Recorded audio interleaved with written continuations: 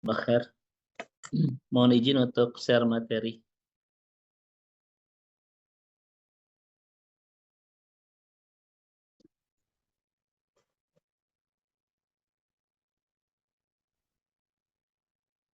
Sudah kelihatan Pak Dokter, insya Allah? Sudah, Ustaz. Baik, alhamdulillah. Baik. A'udzu billahi minasyaitonir rajim. Bismillahirrahmanirrahim. Alhamdulillahi rabbil alamin. Alhamdulillahilladzi bi ni'matihi tatimmu shalihat. Alhamdulillahilladzi arsala rasulahu bil huda wa dinil haqq liyudhhirahu ala dini kulli walau karihal musyrikun. Wa asyhadu an la ilaha illallah wahdahu la syarikalah. Wa asyhadu anna Muhammadan abduhu wa rasuluh al-mab'utsu rahmatan lil alamin. Uhayyikum jami'an bi tahiyatil Islam, tahiyatil ukhuwah, tahiyatil mahabbah fillah wa tahiyati ahlil jannah. Assalamualaikum warahmatullahi wabarakatuh. Waalaikumsalam. Waalaikumsalam warahmatullahi wabarakatuh. Allahumma aftah lana qulubana wa alhimna rushdana wahdina ila siratikal mustaqim. Ibu dan Bapak, sahabat surga yang semoga senantiasa Allah rahmati dan Allah berkahi, terutama yang teramat kita ta'zimi dan begitu Allah cintai, Allah muliakan Dr. Wedi sebagai ketua sahabat surga dan memandu di pertemuan sahabat surga sore hari ini. Semoga senantiasa dalam taufik dan rahmat Allah Subhanahu wa taala. Puji dan syukur hanya milik Rabb kita Allah Subhanahu wa taala. Mudah-mudahan lingkaran iman kita di sore hari ini untuk kembali bertolabul ilmi di taman surga bersama sahabat surga, mudah-mudahan Allah catat menjadi bagian terbaik, terindah dan tersempurna dari amal soleh yang terus kita bangun bersama-sama di hari ini. Dan sore hari ini kita kembali berkenalan lebih jauh, lebih dekat, lebih akrab, berta'aruf, lebih romantis bersama salah satu nama Allah Subhanahu wa taala yang semakin meyakinkan di kedalaman perasaan kita bahwa apapun yang kita pinta itu pasti akan dikabulkan oleh Allah Subhanahu wa taala. Kita akan hidup bersama nama Allah Al-Mujib, ya, Allah yang Maha mengijabah doa, itu secara bahasa. Baik, sahabat surga yang semoga Allah rahmati dan Allah berkahi, terkait dengan Allah Al-Mujib, itu kita akan menemukan di satu ayat yang Allah sampaikan di surah Hud ayat 61. Yang tadi sudah disampaikan di Muqaddimah, ayatnya oleh Bu Tuti ya, yaitu di surah Hud ayat 61 ketika Allah Subhanahu wa taala berfirman, A'udzubillahi minasyaitonirrajim, fastaghfiruhu tsumma tubu ilaihi inna rabbi qaribum mujib, ya. Qaribum mujib. Taib. Fastaghfiruhu, karena itu mohonlah ampun kepadanya. Tsumma tubu ilaihi, dan bertobatlah kepadanya. Inna rabbi, sesungguhnya Tuhanku, qaribum, maha dekat, mujibun, maha mengijabah, ya. Maha dekat dan maha mengijabah. Baik. Sahabat surga yang semoga Allah rahmati dan Allah berkahi, di sini ada dua nama yang sangat indah sekali. Pertama Al-Qarib, yang maha dekat. Yang kedua Al-Mujib, yang maha mengijabah, doa. Dan sebagai metode awal dari kajian Asmaul Husna kita, bahwa ketika kita menemukan dua nama Allah dipaket dalam satu ayat, itu memiliki rahasia yang sangat indah sekali. Dan di ayat ini ada paduan, ada paket antara Al-Qarib yang maha dekat dan Al-Mujib yang maha mengijabah, doa. Ini memberikan rahasia kepada kita semua, ibu bapak sekalian, sahabat surga rahimani wa rahimakumullah, bahwa ketika kita berdoa kepada Allah Subhanahu wa taala itu dengan suara berbisik atau tidak dengan keras, ya, itu Allah pasti akan mendengarnya dan mengijabah doa kita. Makanya kita lihat misalnya di surah Al-Baqarah 186, Allah Subhanahu wa taala menegaskan tentang kedekatannya. Ketika Allah mengatakan, "Idza sa'alaka ibadi fa inni qarib." Ketika hambaku bertanya tentang aku ini dekat, kata Allah Subhanahu wa taala, ya. Ujibu da'watad da'i idza da'an, akan mengijabah doa orang yang berdoa ketika dia berdoa. Fal yastajibuli wal yu'minu bi. Hendaklah dia itu merespon perintahku dan beriman kepadaku, la'allakum yarsyudun, agar mereka itu mendapatkan petunjuk. Ini penegasan dari Allah Subhanahu wa taala, semuanya Allah itu dekat Bapak Ibu sekalian, ya, dekat, qaribum mujib, maha dekat dan maha mengijabah doa kita. Makanya di sini Allah mengatakan, aku akan mengijabah doa orang yang berdoa kepadaku.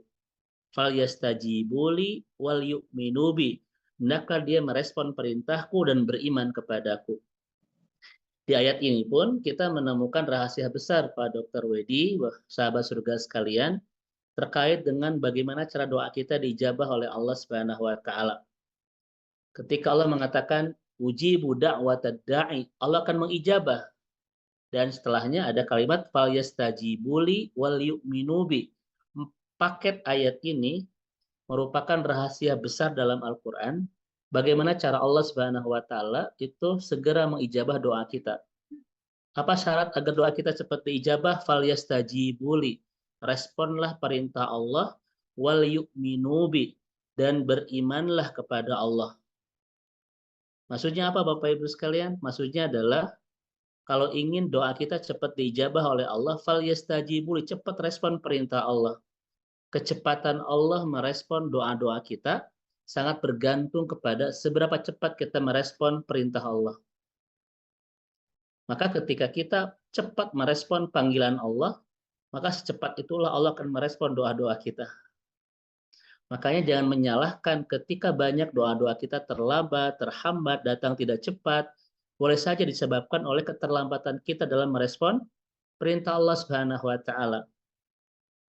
Kita ketika lambat melaksanakan ibadah, lambat melaksanakan sholat, lambat melaksanakan ketaatan-ketaatan yang lain, sebetulnya kita sedang merencanakan doa-doa kita itu akan terlambat direspon dan dijabah oleh Allah Subhanahu wa taala. Dan yang kedua adalah wal yu'minu, beriman. Kata sebagian ahli tafsir, yang disebut beriman itu adalah yakin kepada Allah bahwa doa kita akan dijabah oleh Allah Subhanahu wa taala. Makanya sekuat apa keyakinan kita bahwa doa kita akan dijabah oleh Allah, maka pasti itulah doa kita akan diijabah. Karena Rasul mengatakan, ud'ullaha wa antum muqinuna bil ijabah. Berdoalah kepada Allah sepenuh keyakinan, sekuat keyakinan kita doa kita akan diijabah oleh Allah. Mana mungkin Allah mengijabah doa-doa kita ketika kita tidak yakin dengan doa-doa kita. Kan begitu. Maka keyakinan kita akan diijabah doa itu betul-betul menentukan, ya, menentukan pengabulan doa-doa Allah atas pinta-pinta kita itu. Inilah dua syarat di surah Al-Baqarah 186 bagaimana supaya doa-doa kita diijabah oleh Allah. Yang pertama adalah cepat merespon perintah Allah. Yang kedua, kuatkan keyakinan bahwa doa-doa kita akan dijabah Allah Subhanahu wa taala. Karena apa Bapak Ibu sekalian? Karena banyak orang yang dia berdoa kepada Allah tetapi hatinya tidak yakin doa itu akan diijabah. Dan mana mungkin Allah Subhanahu wa taala mengijabah doa orang yang nggak yakin dengan doanya itu. Ya. Dan itu ada gitu. Tidak semua orang yakin dengan pinta-pintanya kepada Allah. Nah, itu kata Rasulullah sallallahu alaihi wasallam, ud'ullaha wa antum muqinuna bil ijabah. Berdoalah kepada Allah sepenuh keyakinan doa kita akan diijabah. Taib. Ini Bapak Ibu qaribun mujib, yang maha dekat dan maha mengijabah doa. Makanya ketika kita berdoa kepada Allah, mari kita lihat dalam hadis riwayat Imam Bukhari, Imam Muslim ini, kata Rasulullah, arba'u ala anfusikum. Tenangkan, pelankan suara kalian. Tenangkan suara kalian. Jangan berteriak-teriak. Kenapa? Innakum laisa tad'una as-summa wala ghaiban.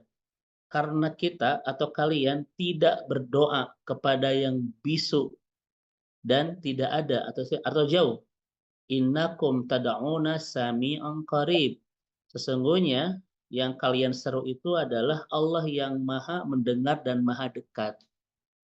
Jadi rahasia terbesar, kenapa Allah Subhanahu wa taala itu mempaketkan qarib dan mujib, maha dekat dan maha mendengar, sebagaimana petunjuk Rasulullah, tenanglah dalam berdoa, pelankan suara kita dalam berdoa.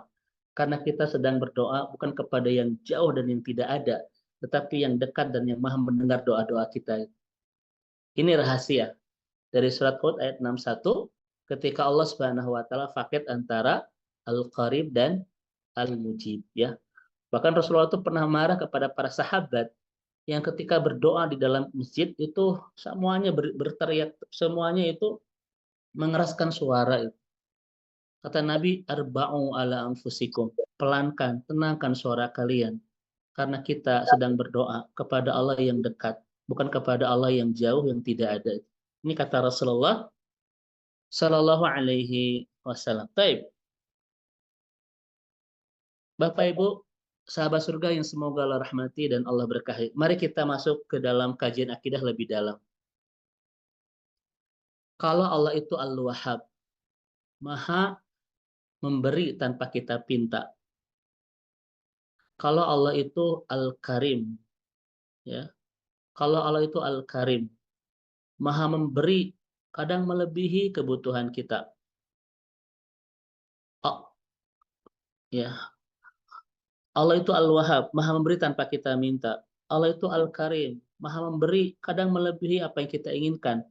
Dan Allah itu Al-Muhaimin, maha mengetahui segala yang kita inginkan. Lalu kenapa kita berdoa kepada Allah? Salah lagi ya. Kalau Allah itu Al-Muhaimin, maha mengetahui semua yang kita inginkan, semua yang kata pintakan, yang tak sempat terucap lewat kata-kata. Allah tahu semuanya. Kalau Allah itu Al-Wahhab, maha memberi tanpa kita pinta.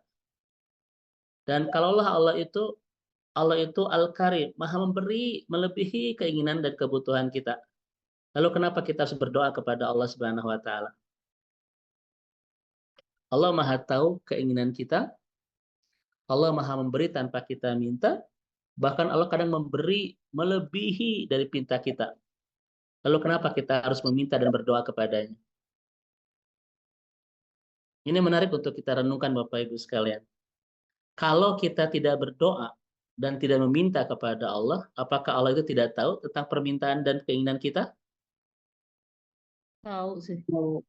Nah, Tahu. kalau Allah tahu Al-Muhaimin, kalau Allah memberi tanpa kita pinta Al-Wahhab, kalau Allah itu memberi melebihi keinginan kita Al-Karim, lalu kenapa kita harus berdoa kepadanya?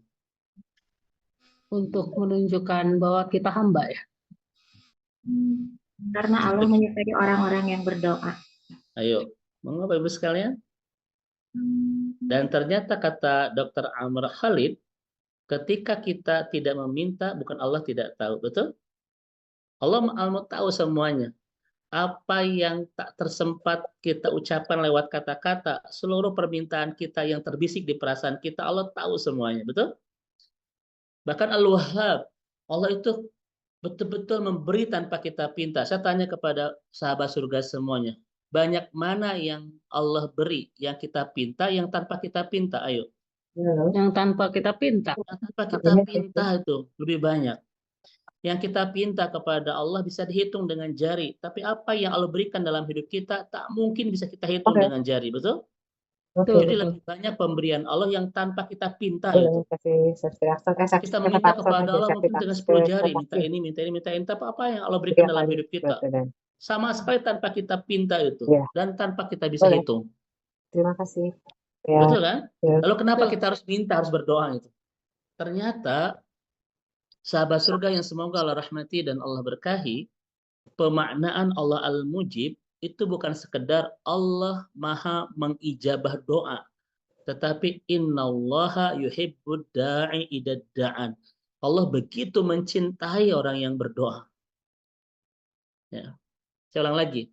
Al-Mujib bukan sekedar Allah mengijabah, tetapi Allah begitu mencintai orang-orang yang meminta kepadanya. Allah jatuh cinta, menyukai orang-orang yang berdoa kepadanya. Sampai-sampai Ibu dan bapak yang dirahmati Allah Subhanahu wa taala, sampai-sampai Allah itu ngasih tawaran loh gitu. Coba lihat. Berdoalah kepadaku, aku pasti kabulkan permintaanmu. Coba kalau saya minta kepada ibu dan bapak, itu pasti dikabul tidak? Belum Belum tentu. tentu. Ketika saya minta, wajar kalau saya itu masih ada pesimis, sungkan, ragu, kan? Wajar. Kenapa? Belum tentu Bapak yang minta. Tapi sebelum kita minta, Allah sudah menawarkan diri loh. Berdoalah kepadaku, aku pasti kabulkan permintaanmu. Saking apa? Saking Allah tuh mencintai orang-orang yang meminta kepadanya. Sampai Allah menawarkan itu. Qala rabbukum ud'uni, berdoalah kepadaku, astajib lakum, aku akan perkenankan doa-doamu itu. Makanya kalau kita meminta kepada selain Allah, boleh kita merasa khawatir, merasa pesimis, sungkan, bahkan merasa merasa tidak akan dikabul, wajar. Tetapi tidak boleh membawa perasaan-perasaan itu ketika kita meminta kepada Allah. Kenapa? Sebelum kita minta, Allah sudah menawarkan diri. Yuk berdoa sama aku yuk. Aku pasti kabulkan permintaanmu. Kenapa sampai ada ayat ini? Di annallaha yuhibbud da'i idza da'an. Karena Allah begitu mencintai orang-orang yang meminta kepadanya. Masya Allah itu. Ya. Bukan Allah tidak tahu keinginan kita yang tak sempat kita ucapkan lewat gelombang huruf, untayan kata, rangkaian kalimat yang meluncur di lisan kita. Bukankah Allah itu pasti akan memberi apapun tanpa kita minta sekalipun. Bahkan Allah memberi melebihi keinginan kita. Namun kenapa Allah menyuruh kita berdoa? Bukan karena Allah tidak tahu kalau kita tidak berdoa. Allah tahu. Allah hanya jatuh cinta, menyukai orang-orang yang berdoa kepadanya. Sampai-sampai pasti siapapun yang berdoa kepadaku, aku akan kabulkan itu. Coba Bapak dan Ibu yang dirahmati Allah Subhanahu wa taala, kita lihat di sini. Hadis Rasulullah SAW Imam Tirmidzi itu. Bahkan kalau kita tidak minta kepadanya, Allah tuh marah Bapak dan Ibu. Ya kan? Kalau ada orang yang minta sama kita, Bapak Ibu senang, biasa atau jengkel? Ada orang yang minta sama kita, kemungkinan Bapak itu marah, biasa atau senang. Tergantung berapa kali mintanya. Betul Bunda ya.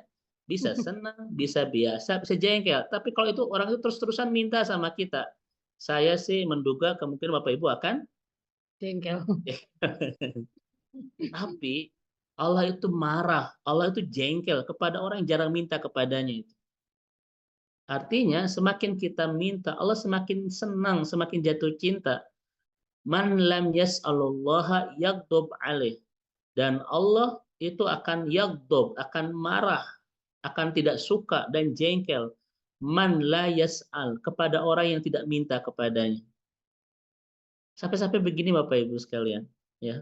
Makanya ketika ada pertanyaan, kenapa Allah itu marah kepada yang tidak meminta? Pertama, karena Allah itu jatuh cinta, senang kepada yang minta kepadanya. Yang kedua, karena Allah itu sebelum kita minta telah menyiapkan semua kebutuhan-kebutuhan kita. Allah telah menyiapkan semua kebutuhan-kebutuhan kita, kemudian kita tidak minta Bapak Ibu. Ya kan?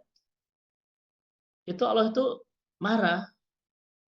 Yang ketiga, Allah tahu kita ini butuh kepadanya, tapi tidak minta. Terkesan apa? Terkesan apa Bapak Ibu? Sombong. Sombong itu. Terkesan sombong.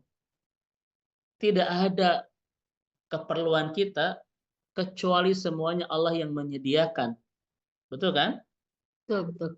Dan tidak ada yang kita dapatkan kecuali semuanya dari Allah Subhanahu wa taala. Dan Allah tahu kita ini banyak kebutuhan kepadanya. Lalu kita tidak minta, memang terkesan adalah sombong. Itu alasan-alasan para ulama kita ketika memberikan penjelasan mayas'alullaha yaghdab alaih. Allah begitu marah, begitu tidak suka kepada orang-orang yang jarang minta kepadanya. Nah, ini Bapak Ibu sekalian, ya. Terkait dengan Allah Subhanahu wa taala Al-Mujib, bukan sekedar Maha mengijabah doa, tetapi saking senang, saking suka dan saking cintanya kepada orang-orang yang berdoa. Sampai-sampai Allah menawarkan diri, siapapun yang minta kepadaku, aku akan kabulkan. Dan aku marah kepada orang-orang yang tidak berdoa kepadaku dan tidak minta kepadaku. Silakan Bapak dan Ibu, kita lihat kalimat-kalimat ini. Innaka kal insan in khatabaka wahidan wa khatabaka akhar taqulu lahu intadir anna insanun wahid. Kalau ada orang yang minta kepada kita, terus yang satu minta, yang kedua minta, yang ketiga minta, yang keempat minta. Bapak Ibu kan bilang apa? Ini ada orang yang banyak minta semuanya kepada kita. Bapak Ibu akan bilang apa? Jangan minta-minta. Jangan minta-minta. Kita akan bilang, Bu, intadir, tunggu sok satu persatu. Kita akan bilang begitu. Ada banyak orang datang ke rumah kita, semuanya minta di waktu bersamaan. Saya yakin Bapak Ibu akan mengatakan intadir, tunggu sok satu persatu. Betul tidak Bapak Ibu sekalian? Kenapa? Karena di antara kita tidak mungkin bisa mendengar dan mengabulkan banyak permintaan dalam satu waktu. Betul Bapak Ibu sekalian? Lakin khaliqus samawati wal ard law khamsatu alaf milyun insan al'an da'uhu ma'an lasami'a du'a kulla wahidin minhum. Beberapa orang datang kepada kita ketika minta bersamaan, kita akan bilang satu persatu, jangan barengan. Tapi andaikan 5 miliar, atau di sini khamsatu alaf itu miliun.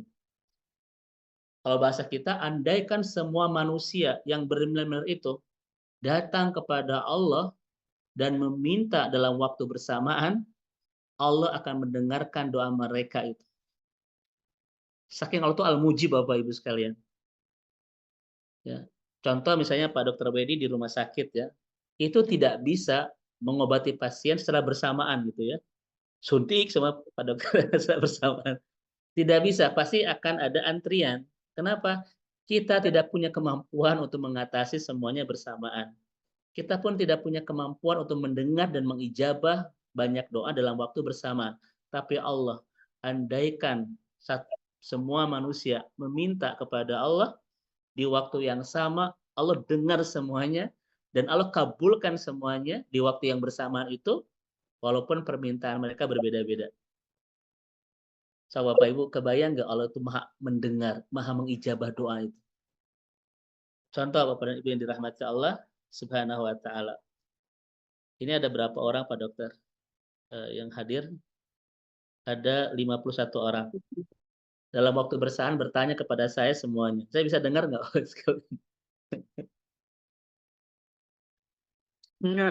Dalam waktu bersamaan Bapak Ibu bertanya sama saya semuanya, saya bisa dengar? Bisa. Jelas tidak? Nggak jelas, Bu. Iya kan? Nggak jelas kalau 51 orang ini bertanya bersama-sama dengan pertanyaan berbeda dalam satu waktu.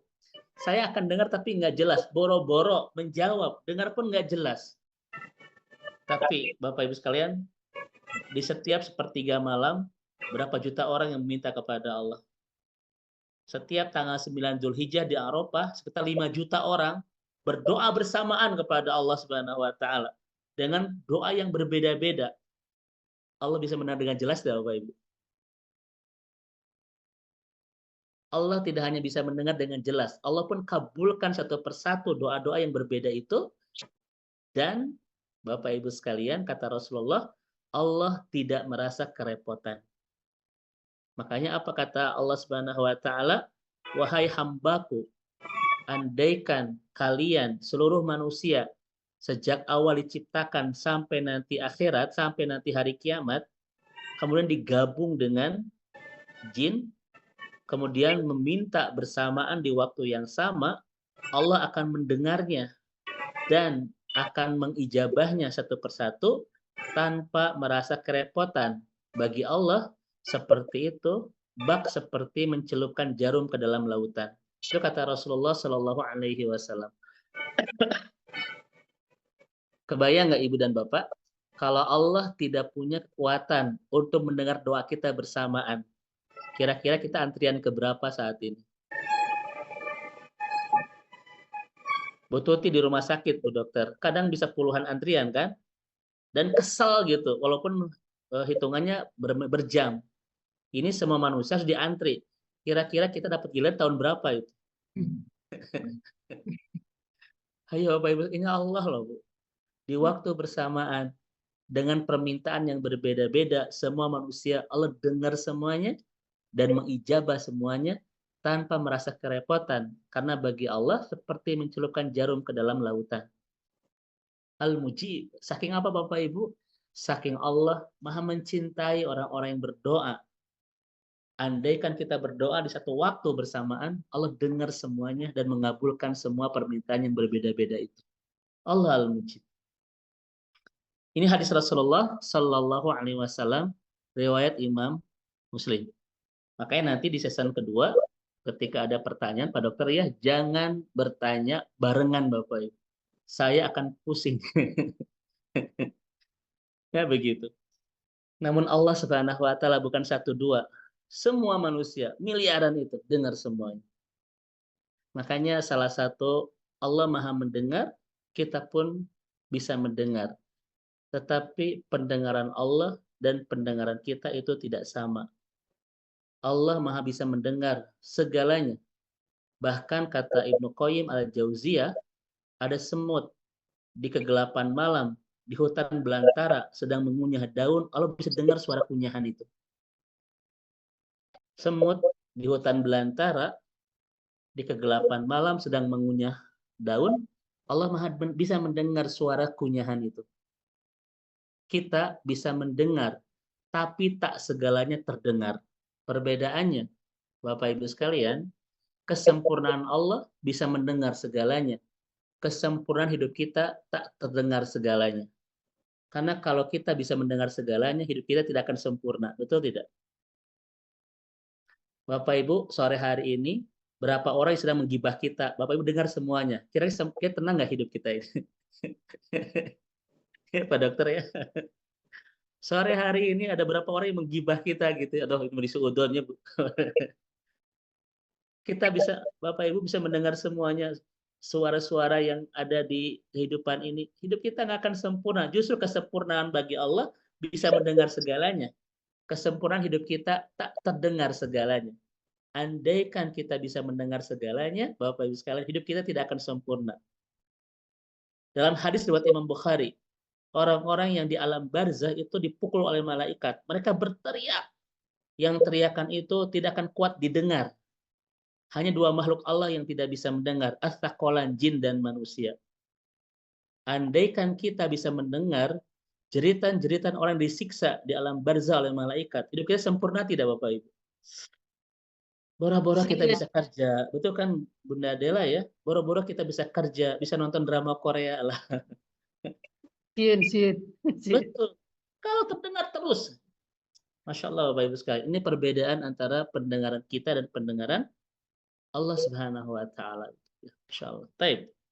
Kita lanjut Bapak dan Ibu yang dirahmati Allah Subhanahu wa Ta'ala. Coba di hadis Bukhari ini ya. Ini karena ini masih memperkuat dulu dalil ya. Karena Allah Al-Mujib ini nanti akan dipakai 3 pertemuan Bu Tuti ya. Jadi hari ini kita membahas tentang makna dari Allah Al-Mujib secara dasar. Nanti di pertemuan kedua kita akan membahas tentang doa itu bisa mengubah takdir ya. Doa seperti apa yang bisa diijabah oleh Allah dan bisa mengubah takdir. Dan di pertemuan ketiga kita akan membahas apa saja yang menghalangi Allah mengijabah doa kita. Karena ada amal manusia, perbuatan-perbuatan manusia yang justru menolak doa-doanya itu, menghijab doa-doanya sehingga Allah tidak mengabulkannya. Itu nanti kita akan bahas di pertemuan ketiga insya Allah. Baik Ibu dan Bapak sekalian, mari kita lihat hadis Bukhari ini. Saking Allah mencintai orang-orang yang berdoa. 1, Allah tawarkan, siapa yang berdoa kepadaku, aku kabulkan. Yang kedua, Allah marah, Allah tidak suka kepada orang yang tidak berdoa dan tidak meminta. Yang ketiga, saking Allah mencintai yang berdoa, seluruh orang yang berdoa, walaupun di waktu bersamaan dengan doa-doa yang berbeda, Allah bisa dengar semuanya dan bisa mengijabah semuanya dalam waktu bersamaan. Dan ketiga, Bapak Ibu sekalian, saking Allah mencintai orang-orang yang berdoa, Allah itu Bapak Ibu turun loh kepada orang yang akan meminta. Lihat hadisnya. Saya tanya kepada Bapak dan Ibu sahabat surga yang semoga Allah rahmati dan Allah berkahi, mana yang wajar? Yang banyak permintaan datang kepada yang menyediakan segala permintaan, atau yang penyedia segala permintaan datang kepada yang banyak permintaan? Mana yang wajar itu? Yang banyak permintaan datang kepada yang akan mengabulkan permintaan, atau yang akan memberi atau yang mengabulkan permintaan datang kepada yang banyak permintaan? Yang wajar yang mana, A atau B? A. A. Yang banyak permintaan datang kepada yang menyediakan segala permintaan. Tapi di hadis ini Bapak Ibu tidak. Justru yang penyedia segala permintaan datang kepada yang banyak permintaan. Ini kelihatan wajah-wajah banyak permintaan Bapak Ibu yang belum terpenuhkan Allah. Lihat hadisnya.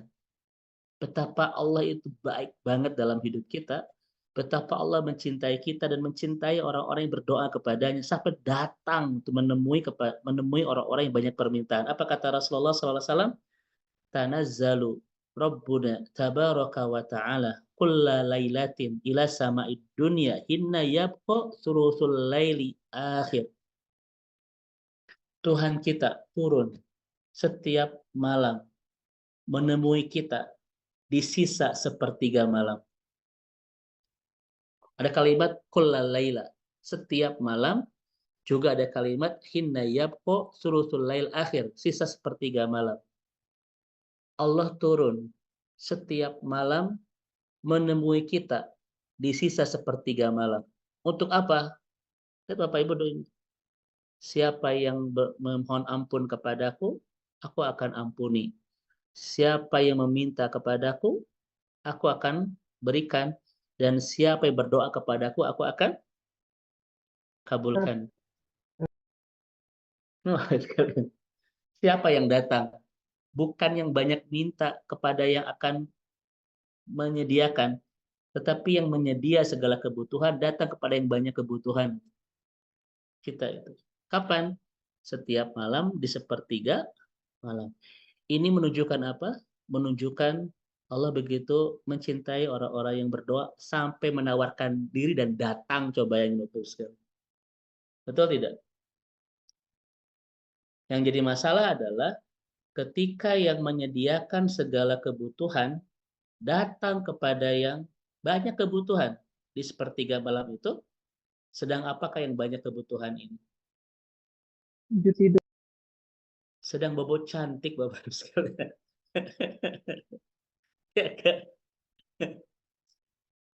Sedang tidak menemui Allah itu. Masya Allah. Sedang lupa.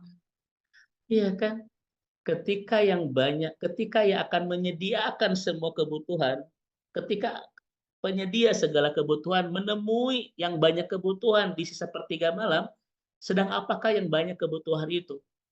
Ternyata Bapak Ibu sedang tibrah. Ya kan Bapak Ibu sekalian? Makanya Bapak Ibu, kesungguh-sungguhan orang yang ingin dimaafkan oleh Allah tidak pernah melewatkan sepertiga malam untuk bertemu Allah. Kenapa? Kan di waktu itu Allah menawarkan diri. Siapa yang minta maaf kepadaku, aku ampuni. Siapa yang berdoa kepadaku, aku kabulkan. Dan siapa yang minta kepadaku, aku perkenankan loh di sepertiga malam itu. Maka satu, kesungguh-sungguhan orang yang ingin diampuni oleh Allah, dia tidak akan pernah melewatkan pertemuan dengan Allah di sepertiga malam. Jadi kesungguh-sungguhan yang dimaafkan Allah itu bukan Bapak Ibu sekalian, bukan di Facebook, der Allah maafkan aku, bukan itu loh. Karena ada orang yang terusnya der-deran Bapak Ibu, der Allah, der Allah. Bukan itu. Bukan yang terus berdoa Bapak Ibu di Facebook, di Instagram, bukan. Tetapi yang sungguh-sungguh ingin dikabulkan oleh Allah adalah tidak pernah melewatkan sepertiga malam untuk bertemu Allah. Betul tidak? Dan ini pun menjadi fikih bahwa sepertiga malam itu waktu ijabah doa. Karena Allah menawarkan diri di sepertiga malam itu, datang menemui hambanya, dan Allah mengatakan, siapa yang berdoa kepadaku, Allah aku akan kabulkan. Maka seorang hamba yang jarang bertemu dengan Allah di sepertiga malam adalah tanda dia sedang tidak sungguh-sungguh ingin dimaafkan. Dia yang tidak sungguh-sungguh ingin dikabulkan. Dan dia yang tidak sungguh-sungguh ingin diberi segala permintaan. Betul? Karena memang sepertiga malam adalah waktu ijabah doa. Nah, pernah kita singgung Bapak dan Ibu yang semoga Allah rahmati dan Allah berkahi. Contoh begini, ini kesalahan kita. Selalu kadang percaya kepada yang kadang membohongi kita, tetapi kurang percaya kepada yang tidak akan pernah membohongi kita. Contoh, bisa Bapak Ibu sekalian. Ketika kita menemukan selebaran di jalan, selebaran, informasi pembagian HP iPhone Pro Max cuma-cuma lah gitu ya. Jam 2 siang di lantai 2 TSM Bandung. Itu selebaran. Bapak Ibu buka. Pembagian HP cuma-cuma jam 2 siang di lantai 2 TSM Bandung. Mungkin nggak itu hoax? Mungkin nggak? Mungkin, sangat mungkin. Tapi kira-kira jam 2 siang di lantai 2 TSM kira penuh tidak? Penuh. Itu padahal boleh jadi selebaran itu hoax itu. Betul kan? Dan pemberi terbatas cuma HP Bapak sekalian itu. Tapi saya yakin orang akan berjubel di lantai 2 TSM. Sekarang Bapak dan Ibu, hadis ini hoax bukan? Bukan, Pasti tidak Allah akan memberi. pasti. Sangat Nabi, pasti. Nabi, siapa yang doanya ingin dikabulkan, siapa yang dosanya ingin diampunkan, dan siapa yang permintaannya ingin diperkenankan, temui Allah di sepertiga malam, kata Nabi. Mungkin nggak Nabi berdusta? Tidak mungkin. Dan permintaannya Bapak Ibu sekalian tidak terbatas, bukan cuma HP itu. Tapi kira-kira orang berjubel nggak di sepertiga malam? Belum tentu. Untuk hal yang bersifat hoax, kadang kita Bapak Ibu percaya, tetapi kepada hadis Rasulullah, kepada ayat Allah, kadang kita kurang percaya. Kayak begini, saya pernah sampaikan Dr. Wedi ya di kajian kita sebelumnya. Saya tanya kepada Bapak dan Ibu, Allah itu pengen membawa kita kemana? Surga. Surga. Wallahu yad'u ilal jannah. Allah ingin membawa kita ke surga. Bagaimana cara Allah membawa kita ke surga? Allah kasih panduannya, rute-rute yang mengantarkan kita pulang ke surga. Panduan itu bernama apa? Al-Quran. Betul? Betul. Al-Quran Ya. adalah cara Allah memandu kita untuk bisa pulang ke surga. Karena Allah itu begitu ingin membawa kita pulang ke surga. Pertanyaannya, kalau hidup kita saat ini sudah bersama Al-Quran, kira-kira pasti nggak masa depan kita? Sangat Pasti, Pasti tidak? pasti. Pasti kemana? Ke surga. surga. Kalau hidup kita saat ini tidak bersama Al-Quran, kira-kira pasti nggak masa depan kita? Pasti. Pasti kemana? Ke neraka. Ke akhirat. Betul. Pertanyaan terakhir, sudah berapa persen hidup kita diatur oleh Al-Quran? Nah itu Belum dia tahu. Ustaz. Kan begitu gitu. Bagus sekalian ya. Gitu Bapak Ibu ya. Kalau kita saat ini sudah bersama Al-Quran, masa depan kita pasti Bapak Ibu, pasti kita itu bahagia di surga. Kenapa? Karena Allah turunkan Al-Quran untuk memandu, mengguide kita bagaimana supaya sampai ke surga itu. Dan sebaliknya, sudah pasti kalau hidup kita tidak bersama Al-Quran, kita tidak akan sampai ke surga. Pertanyaannya, sudah berapa persen hidup kita diatur Al-Quran? Duka atau Ustaz? Gitu ya. Coba cek, Pak. Kerja kita, pengelolaan harta kita, rumah tangga kita, hidup kita, cek Sudah berapa persen diatur sama Al-Quran? Iya kan Bapak Ibu? Makanya kalau kita tidak sungguh-sungguh bersama Al-Quran, kita pura-pura ingin ke surga itu. Betul? Saya ulang Bapak Ibu, saya ulang Bapak Ibu. Kalau kita tidak sungguh-sungguh hidup bersama Al-Quran, kita ini pura-pura ingin ke surga. Karena kalau kita sungguh-sungguh ingin ke surga, tidak akan mungkin tidak sungguh-sungguh bersama Al-Quran. Karena kita paham satu-satunya peta, Waze, ya, Google Map, yang akan mengantarkan kita on the track, di jalur yang tepat mengantarkan kita ke surga itu adalah Al-Quran. Al-Quran. Ini mah ya Allah, jadikan aku bidadari surga. Apalagi Al-Quran cara memahami jalan, baca juga berantakan gitu. Berarti kita tidak sungguh-sungguh ingin jadi bidadari surga. Itu sekali. Makanya kesungguh-sungguhan kita yang dikabulkan oleh Allah adalah tidak pernah melewatkan pertemuan dengan Allah di sepertiga malam. Karena di waktu itu, sebagaimana hadis Nabi dari Imam Bukhari ini, Allah tidak hanya turun menemui kita, tapi menawarkan sesuatu yang pasti. Apa itu? Siapa yang berdoa kepadaku, aku akan kabulkan. Maka Bapak Ibu sekalian, berbahagialah ya kepada hamba-hamba yang senantiasa menghidupkan sepertiga malam. Itu pertemuan yang sangat romantis dengan Allah Subhanahu wa taala. Bahkan mohon izin Bapak Ibu, saya agak lebih ekstrim bahasanya.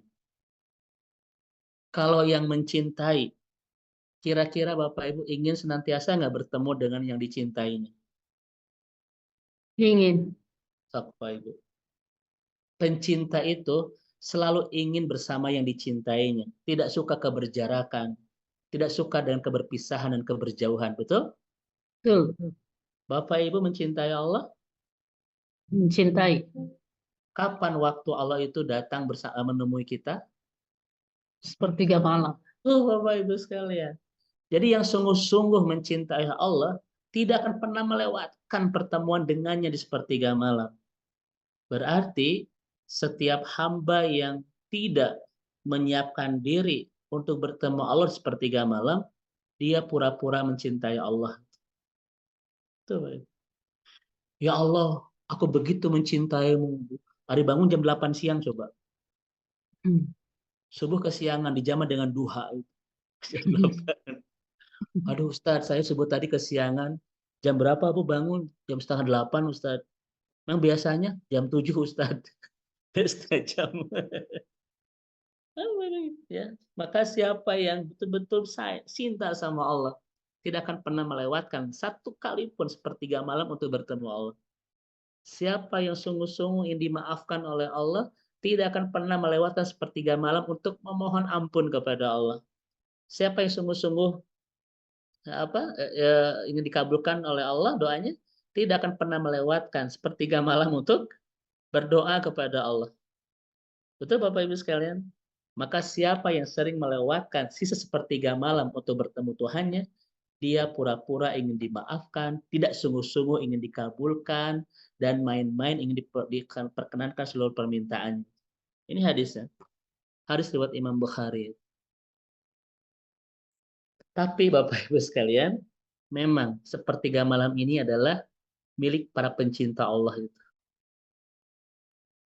Itu milik para pencinta Allah. Karena kalau nggak kuat cinta kita kepada Allah, nggak sanggup bertemu Allah sepertiga malam. Kira-kira kenapa? Berat Bapak Ibu. Beratnya apa? Tunduk. Ya enggak? Makanya saya sampaikan kepada Bapak Ibu. Rasul bilang apa? Abdulus sholah ba'da faridah sholatul lail. Sebaik-baik sholat setelah sholat 5 waktu adalah qiyamul lail. Itu kata Nabi. Sebaik-baik sholat setelah sholat 5 waktu adalah sholat malam. Pertanyaannya, kenapa sholat malam disebut sebaik-baik sholat setelah sholat 5 waktu? Ayo Bapak Ibu.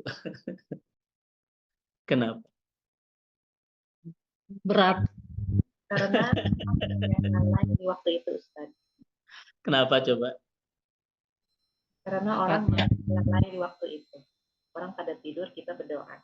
Masya Allah ya.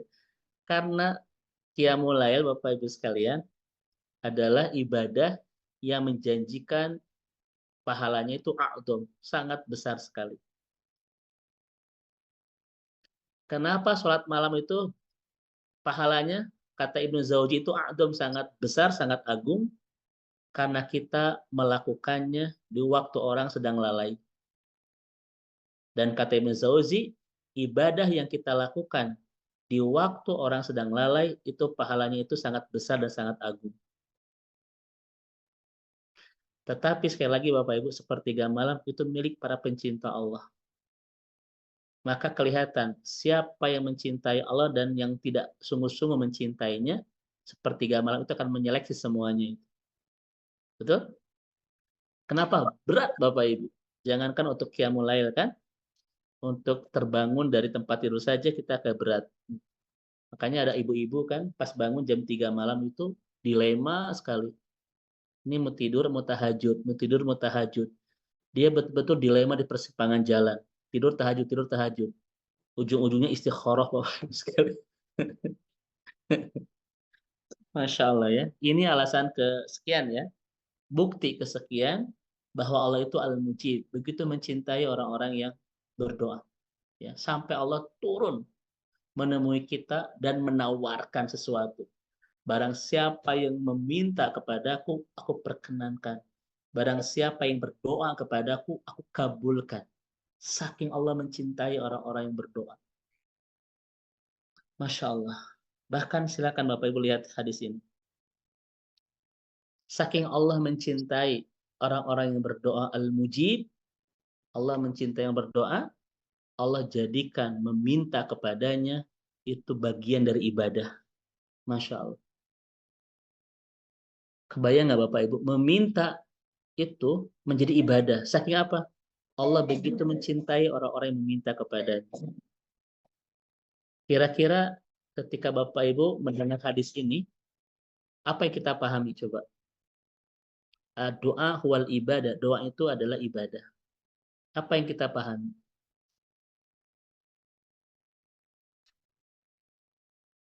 Cintanya Allah sangat besar ya. Betul, saking cintanya Allah kepada yang berdoa, Allah jadikan meminta kepadanya itu jadi ibadah. Di pemahamannya apa Bapak Ibu? Sangat ingin Allah. Betul. Salah satu pemahamannya Bunda bahwa ketika kita berdoa kepada Allah, belum tentu Allah kabulkan, tapi sudah pasti menjadi pahala yang baik, yang indah buat kita. Betul. Kita minta A, B, C, belum tentu langsung Allah kabulkan. Karena Allah akan mengabulkannya di waktu terbaik yang Allah miliki. Bapak Ibu, ketika kita berdoa kepada Allah, kemudian kita melihat belum dikunjung dikabulkan. Bukan Allah tidak mengabulkan, Allah Maha tahu kapan waktu terbaik untuk mengabulkan. Boleh jadi doa-doa kita belum terkabul, tetapi sudah pasti menjadi pahala buat kita. Maka Bapak Ibu sekalian, jangan berhenti berdoa. Andaikan doa-doa itu belum terkabul, karena Allah Maha tahu kapan waktu terbaik mengabulkannya, tetapi hidup kita sudah bertabur pahala. Kenapa? Karena doa adalah bagian dari ibadah kita kepada Allah. Masya Allah Bapak Ibu sekalian. Saking Allah apa ini? Saking Allah mencintai orang-orang yang berdoa. Jadi ibadah doa itu. Makanya apa kata para ulama? Iz'alid doa kal hawa wala taz'alid doa kad dawa. Jadikan doa seperti udara yang kita hirup setiap waktu. Jangan jadikan doa seperti obat yang kita minum ketika membutuhkan saja. Coba diulang Bapak Ibu bahasa Arabnya. Sadaqallah. Ij'alid doa kal hawa wala taz'alid doa kad dawa. Jadikan doa seperti udara yang kita hirup setiap waktu. Jangan jadikan doa seperti obat yang kita minum kalau kita membutuhkannya saja. Kenapa? Ini ibadah Bapak Ibu sekalian. Ini ibadah kepada Allah. Belum tentu Allah kabulkan di bulan ini, di tahun ini. Tetapi sudah pasti semua pinta-pinta kita menjadi pahala buat kita itu. Masya Allah. Ya, Bapak dan Ibu. Coba kita lihat. Ya. Doa itu cara kita mengikat hubungan yang dekat dengan Allah Subhanahu wa taala. Makanya Abu Darda itu kebiasaannya yang direkam dalam sejarah adalah tidak pernah melewatkan satu malam, Bapak Ibu sekalian, kecuali mendoakan sahabat-sahabat yang lain, minimal 60 orang, disebutkan namanya, plus dengan bin-binnya itu. Ini kebiasaan Abu Darda. Ini disampaikan dalam sebuah buku yang ditulis oleh Profesor Dr. Nasi Ulwan, judulnya Al-Ukhuwah Al-Islamiyah. Silakan Bapak bisa merujuk hadis buku itu.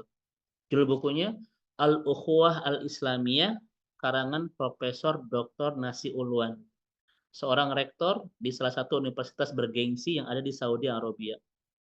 Beliau menceritakan bahwa kebiasaan Abu Darda adalah tidak pernah melewatkan malam kecuali mendoakan minimal 60 sahabat yang lain yang disebutkan namanya satu persatu lengkap dengan binnya itu. Ini kebiasaan Abu Darda radhiyallahu anhu. Kira-kira Ibu dan Bapak sering begini? Minimal 60 orang disebutkan namanya satu persatu lengkap dengan binnya. Belum. Kita paling ada waktu dikumkan ya Bun ya. Semua. Ini Amin. kenapa hadis ini atau kebiasaan sahabat Asar ini itu dibahas dalam buku Al-Ukhuwah Al-Islamiyah oleh Profesor Dr. Nasi Ulwan. Karena kata beliau, Bapak Ibu, doa itu adalah silatul qawiyah lil qalb bainal mu'min. Senjata yang kuat untuk merekatkan ikatan hati seorang mukmin. Makanya Bapak Ibu, kalau ingin mengikat kuat, mengikat erat hati kita dengan yang lain, maka eratkan lewat doa. Contoh, kalau kita ingin terikat kuat ikatan di antara kita dengan pasangan kita, maka seringlah mendoakannya. Itu Bapak Ibu sekalian. Doakan itu. Doakan suami, doakan anak-anak.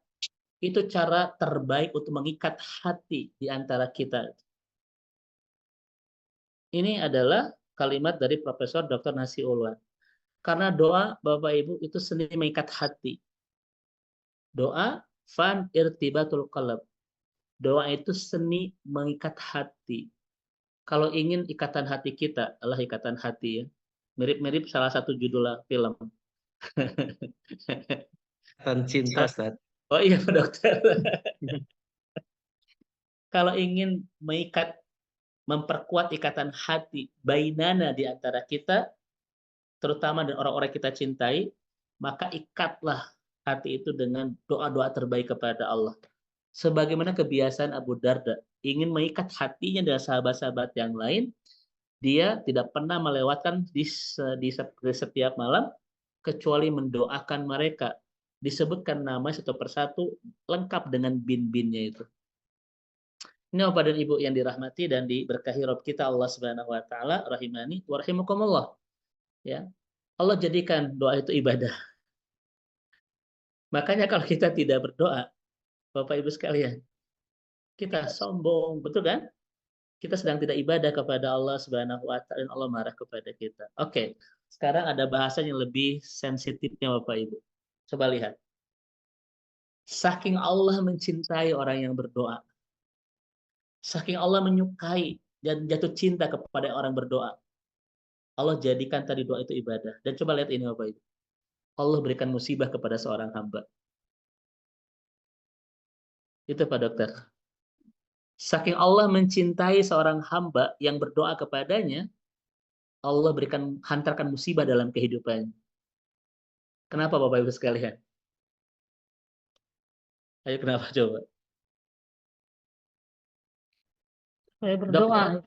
Betul. Baik. Dr. Amr Khalid mengatakan Bunda, ad-dhaik wal alam wad dumu hamad isyarah rabbaniyah minallah lil insan bi anna waqt doa qad hana. Ketika hati kita sesak, gelisah, resah, wal alam terluka, wad dumu banjir air mata kita. itu isyarat dari Allah Subhanahu wa taala kepada kita bahwa sudah saatnya kita berdoa kepadanya. Bapak Ibu ya, air mata, luka, dan berantakannya hidup kita itu isyarat robbaniyah dari Allah kepada kita bahwa sudah tiba saatnya kita untuk berdoa.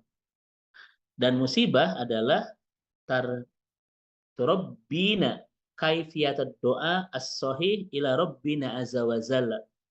Kata Syekh Ratib An-Nablusi bahwa musibah adalah cara Allah mengajari kita berdoa yang tepat kepadanya. Coba saya tanya kepada Bunda, Bapak, Ibu sekalian.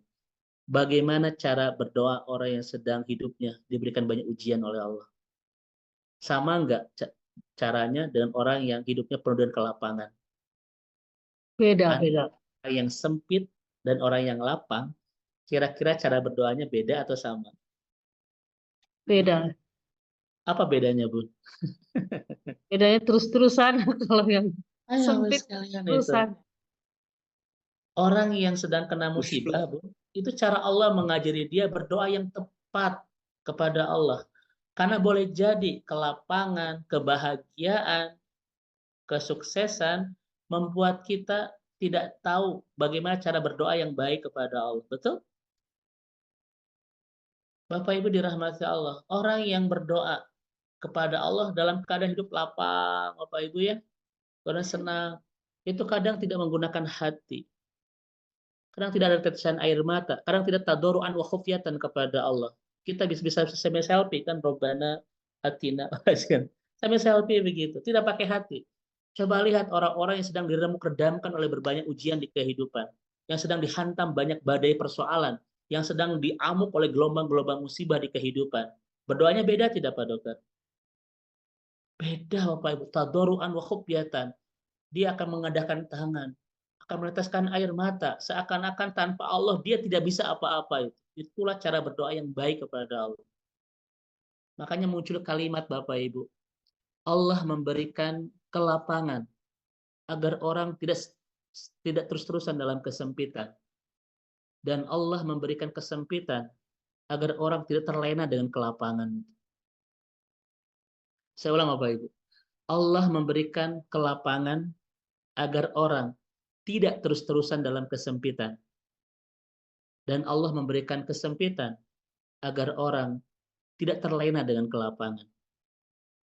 Apa bentuk keterlenaan kita dalam kelapangan? Lupa bagaimana cara berdoa yang baik kepada Allah. Tidak pakai hati.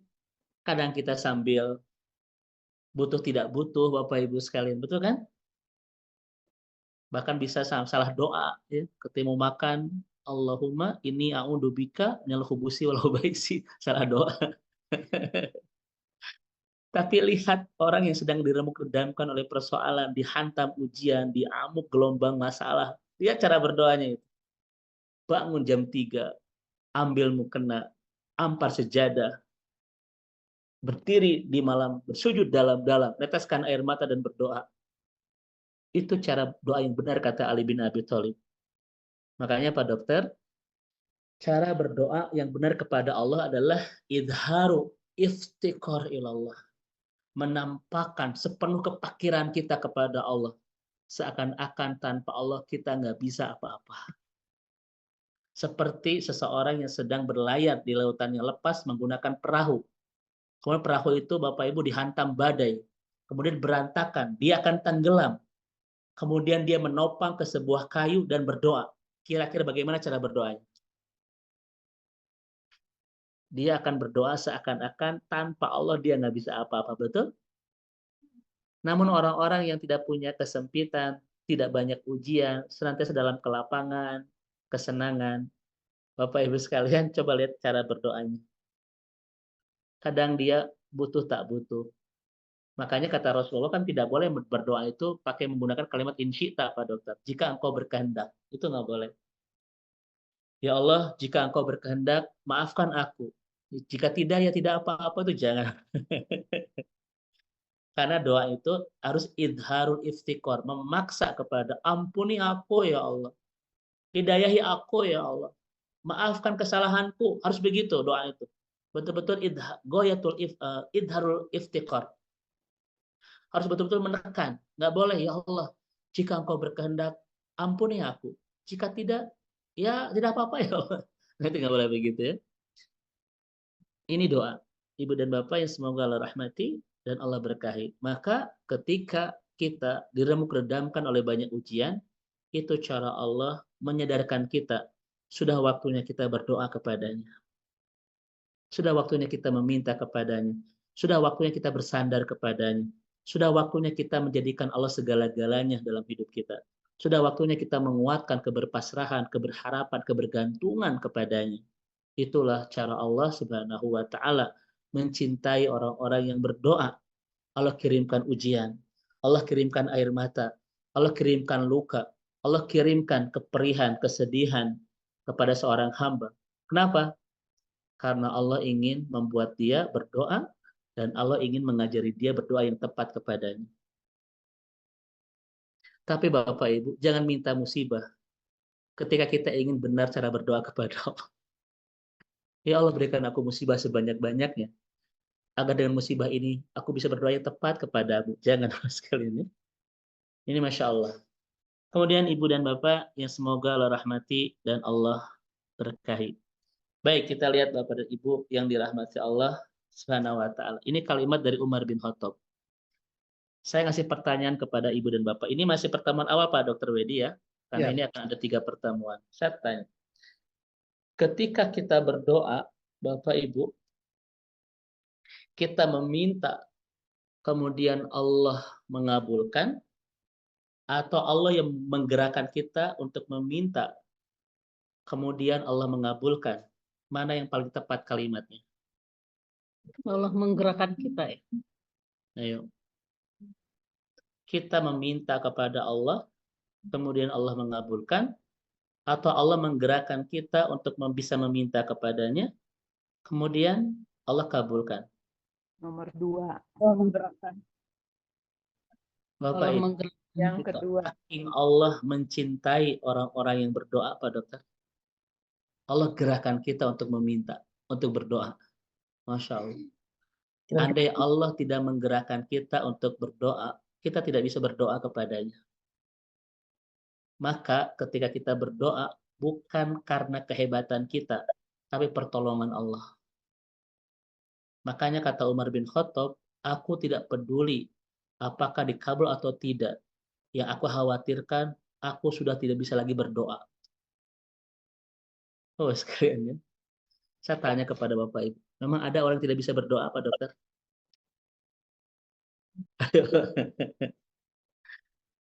Ketika kita berdoa, bukan kehebatan kita dan kedekatan kita dengan Allah, tetapi Allah yang menolong kita, menggerakkan kita bisa berdoa. Makanya kata Umar, ya aku khawatirkan bukan ijabah dan tidak. Ya aku khawatirkan aku tidak bisa lagi berdoa kepada Allah. Nah pertanyaannya, memang ada orang yang tidak bisa berdoa kepada Allah? Ada ya. Banyak. Siapa mereka? Orang-orang yang percaya tanpa Allah dia bisa. Orang-orang yang yakin tanpa bantuan Allah dia mampu. Orang-orang yang terlalu pede tanpa kemudahan dari Allah dia sukses. Ada orang seperti itu banyak. Dia hanya mengandalkan kepintarannya. Dia hanya mengandalkan kesungguh-sungguhan ikhtiarnya. Dia hanya mengandalkan kebesaran namanya. Dan dia percaya dengan semua itu dia bisa, dia mampu, dia survive. Itu orang-orang yang telah kehilangan nikmat, digerakkan oleh Allah untuk bisa berdoa. Dan itu yang paling Umar bin Khattab khawatirkan. Kenapa? Itu bentuk kesombongan yang nyata kepada Allah Subhanahu wa taala. Bapak Ibu saya tanya, mohon izin. Sebanding tidak ikhtiar kita dan doa kita kepada Allah? Kadang tidak sebanding Bapak Ibu. Ya kan? Ikhtiar kita sepanjang malam, doa-doa kita hanya sewaktu-waktu, itu pun kadang tidak pakai hati. Seakan-akan kita tidak butuh kepada Allah. Padahal Bapak Ibu sekalian, berdoa itu nikmat. Sebelum Allah kabulkan, bisa berdoa kepada Allah itu nikmat. Itu rezeki Bapak Ibu. Karena di luar sana, orang sudah kehilangan rezeki ini, tak bisa lagi berdoa kepada Allah. Siapa mereka yang terlalu percaya bahwa dirinya sanggup, mampu, dan survive tanpa bantuan Allah? Betul? Itu bentuk kedunguan, mohon maaf, kesombongan yang sangat nyata di hadapan Allah Subhanahu wa Ta'ala. Selama lisan ini bisa menggerakkan untuk berdoa dan hati berharap kepadanya, itu nikmat Bapak Ibu sekalian. Makanya apa kata para ulama Bapak Ibu?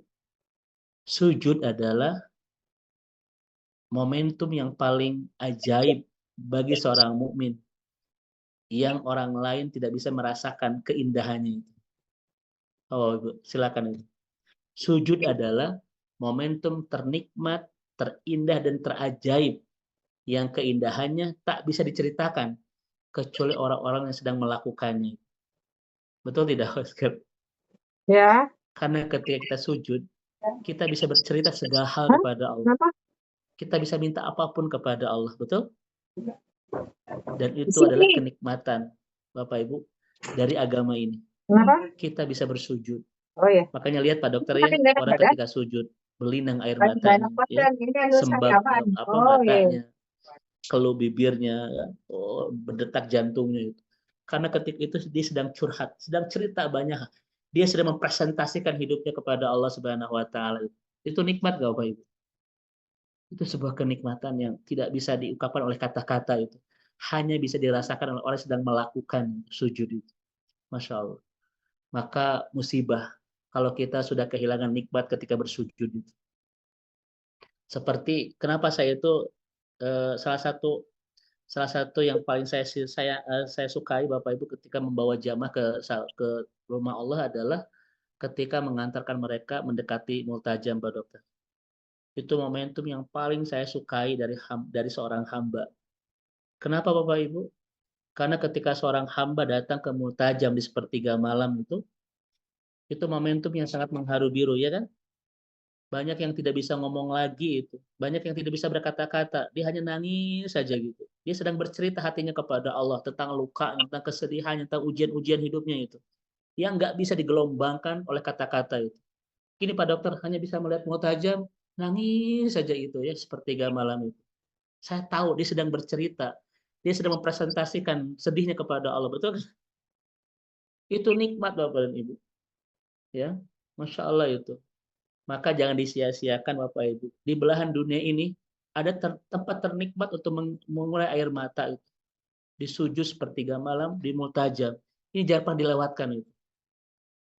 Demi Allah itu momentum ternikmat kita mengurai air mata bersama Allah. Karena ketika kita sedang bercerita banyak hal kepada Allah. Yang kadang kata-kata tidak bisa mewakilinya. Hanya air mata yang bisa kita lakukan. Multajam, Masya Allah. Ya. Dan ketika kita tidak ke tanah suci pun kita punya. Kapan itu sepertiga malam. Itu nikmat sekali. Baik. Ibu dan Bapak yang semoga Allah rahmati dan Allah berkahi. Inilah berapa penjelasan Allah mencintai kita. Satu, Allah tawarkan diri untuk mengabulkan doa kita. Dua, Allah marah kepada yang tidak doa. Yang ketiga, Allah dengar semua yang berdoa, walaupun semuanya berdoa di waktu bersamaan, dan Allah kabulkan satu persatu, tidak merasa kesulitan, seperti mencelupkan jarum ke dalam lautan. Yang keempat, Allah datang sendiri untuk menawarkan. Betul Bapak Ibu? Yang kelima, Allah jadikan doa sebagai ibadah. Sebagai ibadah. Yang keenam, Allah berikan musibah. Kenapa? Untuk mengajari kita berdoa. Karena orang yang sedang dalam kelapangan kadang lupa berdoa kepada Allah. Dan yang terakhir, saking Allah mencintai orang yang berdoa, Pak Dokter, Allah gerakan dia untuk bisa meminta kepadanya. Ya kan? Allah gerakan. Maka berbahagialah di setiap hambanya yang dimudahkan oleh Allah untuk meminta kepadanya. Karena di belahan sana ada orang-orang yang sudah Allah tidak pedulikan lagi, sehingga dia tidak bisa meminta kepada Allah seakan-akan dia mampu tanpa Allah. Ini Pak Dokter untuk mukadimah awal. Di pertemuan kita hari ini, nanti di bahasan kedua kita akan bahas tentang keajaiban doa. Sampai turun hadis itu bisa mengubah takdir. Kemudian nanti di bahasan ketiga kita akan membahas tentang penghalang-penghalang ijabah doa ya. Seperti itu. Wallahu a'lam bishawab. Enggak Bapak dan Ibu, Pak Dokter. Ya. Masya Allah Ustaz. Jazakallah khair. Kajian yang sangat luar biasa Ustaz. Jazakallah khair. Setiap kata-kata yang terucap dari Ustaz itu sangat jelek. Yang mengoyak-ngoyak Ustaz ya. Itulah kenikmatan kita bisa bertausiah, Masya berkumpul Allah. dalam lingkaran iman seperti ini. Jadi tiap pekan kita Mudah-mudahan diingatkan terus kembali. istiqomahkan Pak Dokter ya. Kita terus Itu. bersama. Mudah-mudahan Itu, sampai Ustaz. nanti reuni di surga insya Allah. Amin Ustaz. Ustaz mudah-mudahan Ustaz dikasih kesehatan keberkah. Amin, amin Dan Pak tetap Dokter. Pak mendampingi Dokter kita juga semua. bersama keluarga besar insya Allah ya. Amin. Ini baru muka dua Ustaz ya untuk Iya, kaitan baru dengan awal. Tapi untuk melengkapi kajian sore hari ini, mari kita buka sesi diskusi. Sebelumnya Ustaz, ini ada pertanyaan dari Bunda Hastuti. Ustaz, kadang banyak yang ingin disampaikan kepada Allah saat berdoa, namun di saat ini tidak dapat menyampaikan dalam kata yang indah. Sehingga terkadang hanya terucap dalam hati. Apakah ini termasuk tidak bisa lagi berdoa? Ya. Ya itu Bapak Ibu sekalian tadi saya sampaikan ya. Kadang terlalu banyak yang ingin kita ceritakan kepada Allah tentang luka hati kita ya, tentang kesedihan-kesedihan perasaan kita Bapak Ibu, tentang air mata kita ya. Sampai kita keluh Pak Dokter ya. Ini harus ngomong apa? Terlalu banyak yang ingin disampaikan, ingin diadukan kepada Allah itu. Di sujud kita Bapak Ibu sekalian sepertiga malam, terutama di mutajam itu ya. Saya sering melihat itu. Betapa banyak jamaah yang mungkin terlalu banyak yang disampaikan sampai dia tidak bisa apa-apa, hanya memandang mutajam meneteskan air mata. Saya tahu dia ingin banyak bercerita Pak Dokter, ingin banyak mengadu kepada Allah ya tentang luka hatinya, tentang kesedihannya, air matanya dan lain sebagainya. Hanya bisa menangis saja. Ini bukan berarti Allah tidak memberikan kekuatan kepada kita untuk berdoa. Karena yang disebut dengan orang yang tidak bisa berdoa lagi itu adalah Bapak Ibu, bukan yang dia tidak bisa ngomong, tetapi hatinya pun merasa tidak butuh Allah itu. Ya kan? Dia sudah kerja, tidur. Sama sekali tidak melibatkan Allah itu dalam aktivitas yang seakan-akan tanpa Allah dia bisa survive sendirian. Seakan-akan tanpa bantuan Allah dia bisa mampu. Itu ada Pak Dokter seperti itu.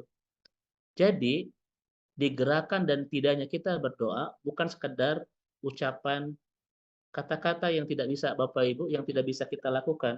Karena ada orang yang ingin banyak minta sama Allah, tetapi terlalu banyak sampai bibirnya keluh. Yang ada adalah dia nangis dan hatinya terus betul-betul bercerita itu. Itu adalah bagian dari orang-orang yang Allah berikan nikmat untuk meminta kepadanya. Walaupun memang idenya keluh, karena terlalu banyak. Yang disebut dengan orang yang tidak bisa minta lagi adalah tidak hanya lisannya, hatinya pun Pak Dokter, itu tidak merasa butuh Allah. Tidak merasa penting berdoa kepada Allah untuk kesuksesannya dan lain sebagainya. Bahkan dia yakin, aku tanpa Allah tetap bisa. Nah itu bentuk kesombongan yang nyata itu ya. Nah itu yang dikhawatirkan oleh Umar bin Khattab Bapak Ibu sekalian. Ketika kita banyak permintaan, namun keluh di lisan, sehingga tidak ada kata-kata yang terucapkan, ini kita masih bagian dari hamba Allah yang diberikan kenikmatan untuk meminta kepadanya. Hati kita yang betul-betul banyak bernarasi Bapak Ibu ya, bercerita walaupun lisan kita keluh. Ini bagian dari orang-orang yang masih Allah berikan nikmat untuk terus meminta kepadanya. Nah itu Bapak dan Ibu ya terkait dengan orang-orang yang telah kehilangan anugerah untuk bisa berdoa kepada Allah. Itu Pak Dokter, wallahu a'lam Ya. bishawab. Jazakallah Ustaz. Berikutnya kita ke pertanyaan langsung dari Dr. Dele. Silakan yang sudah reset. Silakan Dokter. Oh iya, nuhun Kang Wedi. Assalamualaikum Pak Ustadz. Ya Bun, Oh, silakan Bun. ya. Mau tanya, Waalaikumsalam warahmatullahi wabarakatuh. itu apa karena ini ya? Maksudnya eh, Allah tuh begitu welcome-nya gitu ya, eh, begitu ke kita tuh seperti tadi kata Pak Ustadz, menggerakkan, menawarkan, merangkul, meraih gitu ya. Nah, itu apa karena itu ya manusia itu seperti kata yang Al-Quran itu sesungguhnya manusia itu sangat ingkar kepada Tuhannya gitu ya. Jadi apakah karena seperti itu ya manusia tuh ada yang tergerak atau ada yang tidak gitu. Itu yang pertama. Kemudian yang kedua, saya mau tanya, ada orang juga yang sholat malam gitu ya, tapi misalnya karena nggak bisa tidur deh, udahlah kagok gitu, nggak bisa tidur gitu ya. Itu apa? Atau misalnya apa ya mungkin kebanyakan nggak bisa tidur. Ah, soalnya banyak juga ya pasien-pasien yang nggak bisa tidur gitu. Iya. Nah, itu apa tergantung niatnya juga ya. Tadi tadi kalau saya tangkap itu tadi kan Allah itu menawarkan sepertiga malam itu Iya. dan apa sih yang diharapkan itu adalah bahwa kita merasa bahwa Allah itu menunggu-nunggu kita gitu. Ada satu sensasi dalam diri kita bahwa Allah itu sebenarnya menunggu kita gitu. Tapi kalau misalnya sholat tapi tidak ada sensasi seperti itu gitu, ini mah ada perintah aja gitu ya kata Pak Ustadz kalau sholat ini begini-begini bla bla bla gitu. Jadi itu jadi melaksanakan tapi tanpa satu rasa yang dalam gitu, tanpa satu rasa yang apa ada keterbutuhan juga dari mah udah kebiasaan atau apa gitu seperti itu. Nah itu bagaimana Pak Ustadz? Nuhun Baik. nuhun. Baik Bu Dokter, Barakallahu Fik. Mudah-mudahan Allah berikan taufik, keberkahan buat Bu Dokter, keluarga tercinta dan kita semua insya Allah. Taib. Kalau kita lihat pendapat dari Ibnu Qayyim al-Jauziyah rahimahullah, yang disebut ibadah itu bukan sekedar melaksanakan, tetapi kita al-mahabbah war ridho. Kita mencintai perintahnya, yang memerintahnya, dan ridho dengan segala perintahnya. Itu paket dari ibadah.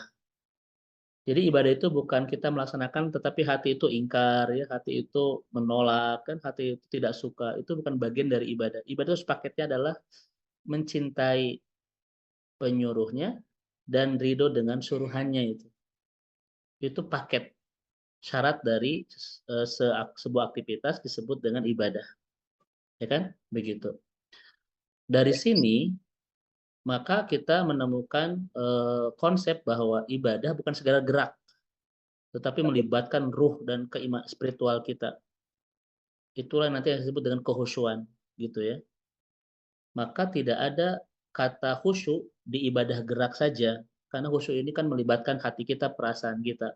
Kita sedang ibadah gerak kita, tapi hati kita betul-betul sedang mencintai kepada Allah, ridho dengan segala perintahnya, ya.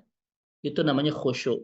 Dan khusyuk ini kalau kita lihat di dalam Al-Quran, definisinya adalah khusyuk ini orang yang yakin akan bertemu Tuhannya kelak di akhirat kan. Annahu mulaqu rabbihim. Khusyuk itu adalah orang yang merasa yakin nanti ada pertemuan dengan Allah kelak di akhirat. Makanya dia akan mempersiapkan ibadah-ibadah terbaik karena nanti akan bertemu Allah gitu. Itu adalah salah satu makna dari kehusyuan. Itu sampaikan oleh Imam Al-Qurtubi. Kalau orang merasa yakin nanti akan pulang ke akhirat, dia akan semakin khusyuk dalam ketaatan kepada Allahnya gitu. Nah, makanya Bu Dokter, ini yang harus kita pahami dari ibadah Rasulullah SAW. Contoh misalnya, orang ketika berbicara masalah sholat malam Rasul, itu banyak sekali perdebatannya di masalah kaifiat, cara. Tapi jarang menyinggung bagaimana kualitasnya itu. Kan kata Aisyah, jangan tanya kualitas sholat malam Rasul, itu kan. Kita hanya sibuk dengan Rasul itu berapa rakaat sih?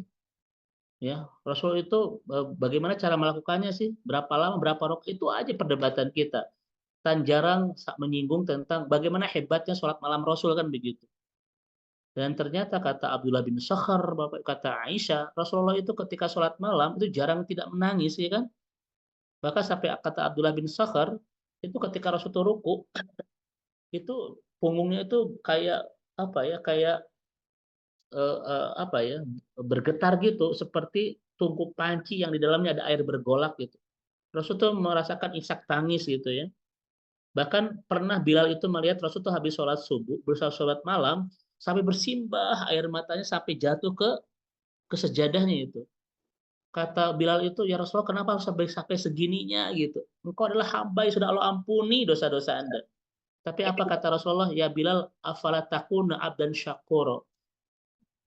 Kata Rasulullah, ya, wahai Bilal, aku tidak boleh menjadi hamba yang bersyukur kepada Allah kan begitu ya. Artinya ada kualitas yang Rasul tuh rasakan ketika melaksanakan sholat. Ini harus betul-betul ada di setiap sholat kita, Bu Dokter ya. Makanya kalau hanya gerak, Bu Dokter ya, tanpa ada pemaknaan, tanpa ada kehusyuan, sholat kita belum disebut benar. Makanya ada dua kajian. Ada kajian tentang masalah fikih, ada kajian tentang masalah keimanannya, kehusyuannya, ya, dan lain seterusnya. Ini kajiannya harus terus dipaket. Tidak boleh kita ibadah hanya konsentrasi kita masalah jumlah, masalah kaifiat, ya kan, tanpa disinggung masalah kehusyuan itu. Karena di dalam Al-Qur'an sholat yang benar itu alladzina hum an sholatihim khashi'un. Yang khusyuk itu ya. Seperti itu. Nah, ini kenapa sampai terjadi Bapak Ibu sekalian ibadah yang seperti kita gerak saja tanpa menghadirkan ruh kita ya. Itu nanti banyak persoalan keimanan. Di antaranya pernah kita singgung Bu Dr. Dele bahwa boleh jadi kita belum mengenal Allah, belum mencintai Allah, kan begitu. Itu bisa jadi akumulasi ibadah kita menjadi tidak ada sensasi, tidak ada citra rasa itu. Seperti itu. Ilmu tentang ma'rifatullah kita masih dangkal dan seterusnya. Itu bisa menjadi penyebab ibadah kita betul-betul tidak memberikan sensasi kenikmatan, hanya gerak saja. Itu sih kalau untuk pertanyaan kedua. Pertanyaan yang pertama Bu Dokter ya. Tadi yang kedua adalah itu ya. Jadi boleh Bu Dokter kita tidak tidur terus langsung saat malam boleh. Ya gitu. Atau tidur dulu juga boleh. Makanya kalau kita lihat kenapa disebut tahajud, kenapa disebut dengan qiyamul lail, itu nanti ada perbedaannya para ulama. Kalau tahajud kita laksanakan ba'dan naum, setelah tidur. Kalau sebelum tidur namanya qiyamul lail kan begitu ya. Itu ada bahasan-bahasan fikih tersendiri ya begitu. Tetapi nggak apa-apa kita, saya nggak bisa tidur lah, mau sholat ya itu nggak apa-apa. Boleh-boleh saja asal betul-betul sholatnya sesuai dengan kaifiat Nabi, kualitas Nabi ya, bagaimana cara melaksanakan sholat malam. Seperti itu. Tadi pertanyaan pertama Bu Dokter saya agak lupa lagi. Mohon izin Pak Dokter untuk mengulang kembali. Itu apa? Apakah kan nal insana lirobihi lakanut gitu ya, bahwa manusia itu sebenarnya sangat ingkar gitu pada Tuhannya gitu. Baik. Itu Allah sampaikan di surah Al-Adiyat ya, kalau tidak salah. Ada kalimat innal insana lirabbihi lakanut. Manusia itu kepada Tuhannya sangat ingkar sekali. Ini disebabkan apa Bapak Ibu? Kalau kita lihat hadis ayat ini, itu ada korelasi dengan ayat setelahnya. Wa innahu li hubbil khairi lasyadid. Karena dia terlalu mencintai dunia, itu kan? Itu relasi sambungan dari kenapa manusia itu sangat ingkar kepada Allah, karena wa innahu li hubbil khairi lasyadid, kan terlalu mencintai dunia. Maka kalau hati kita sudah melekat erat dengan dunia, itu ra'su kulli syarr, biang dari segala kerusakan, kata Mustafa As-Sibai, seorang ulama besar dari Mesir. Kenapa disebut dengan biang dari segala kerusakan? Karena orang ini akan mudah ingkar, mudah lakanud itu, mudah ingkar kepada Allah.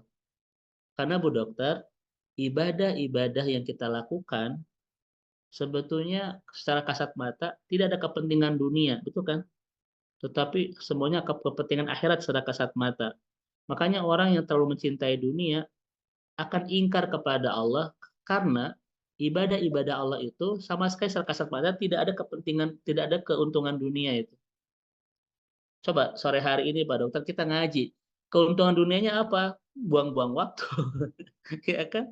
Kita tidak bisa nonton, tidak bisa jalan-jalan nyari seblak gitu, nyari bakso gitu. Ada banyak kerugian dunia kalau kita ibadah. Makanya kalau orang melihat tidak ada yang baik kecuali dunia, pasti ingkar sama Allah. Karena ketaatan itu pasti urusan akhirat, bukan urusan dunia, betul tidak? Dan yang disebut dengan wa innahu li hubbil khair lasyadid itu adalah manusia yang melihat tidak ada kebaikan kecuali dunia. Itu kalau orang sudah sampai sana, maka dia akan meninggalkan segala ketaatan. Karena ketaatan secara kasat mata tidak ada kebaikan soal dunia. Ya kan? Namun kalau orang sudah memahami ada yang lebih baik daripada dunia, dia tidak akan pernah meninggalkan momentum ketaatan.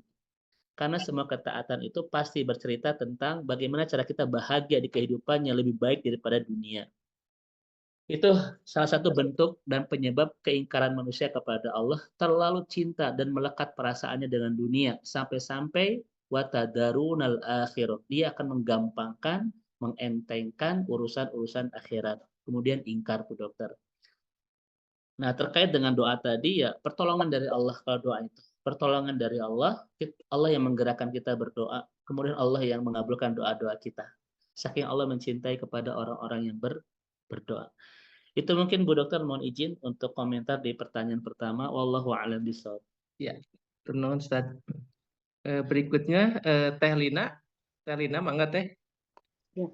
Assalamualaikum warahmatullahi wabarakatuh. Assalamualaikum warahmatullahi Izin wabarakatuh. Pak Ustadz, Pak Dr. Wedi. Mangga Teh. Ya. Alhamdulillah hari ini baru saja saya berpikir apa ini Ustadz apa ya menilai diri sendiri soal ibadah. Ternyata ada kajian ini luar biasa. Satu yang selalu jadi pertanyaan saya Ustadz mengenai sholat tahajud. Kan idealnya dilaksanakan secara sempurna ya Ustadz ya. Setengah 3 pagi atau jam 3 pagi atau jam 2 pagi dilaksanakan 11 rakaat dengan betul-betul tertib. Tapi kadang karena satu dan lain hal, karena kesehatan, karena tidur terlalu malam atau apapun ya Ustadz, kadang-kadang begitu memang bangun pada saat jam 2:30 jam 3 itu, tapi tidak segera bangun dan melaksanakan sholat, sehingga akhirnya terbuang waktulah setengah jam gitu kan Ustadz ya. Jadi akhirnya sholat itu cuma dapat 4 rakaat tahajud, 3 rakaat gitu ya. Saya jadi lagi menilai diri saya sendiri, apakah ketidaksempurnaan pelaksanaan ibadah itu berpengaruh di dalam pengabulan doa atau di apa ya diselesaikannya urusan kita sama Allah itu. Betul. Kemudian yang kedua ketika Lina, punten hiji dulu ya. Kemudian Ya. Baik, Teh Lina, terkait dengan ketidaksempurnaan ibadah kita, itu sangat terkait dengan banyak faktor. Di antaranya adalah kelonggaran kita dalam dosa. Itu kata Ibnu Qayyim ya. Maka kalau kita longgar dalam dosa, itu cara kita untuk memberantakan ibadah kita. Karena dosa itu nanti satu memberatkan ibadah dan menghilangkan kenikmatan dalam ibadah. Itu hukuman kalau kita bermaksiat kepada Allah. Memberatkan ketaatan dan menghilangkan kenikmatan dalam ketaatan. Itu faktor ya ketika berantakannya ibadah kita. Makanya bagi yang masih berpeluang untuk menabung dosa, maka dia menjadi orang yang pasti akan berantakan qiyamul lailnya itu. Memberantakan itu. Nah, kemudian sisi manajemen Teh Lina.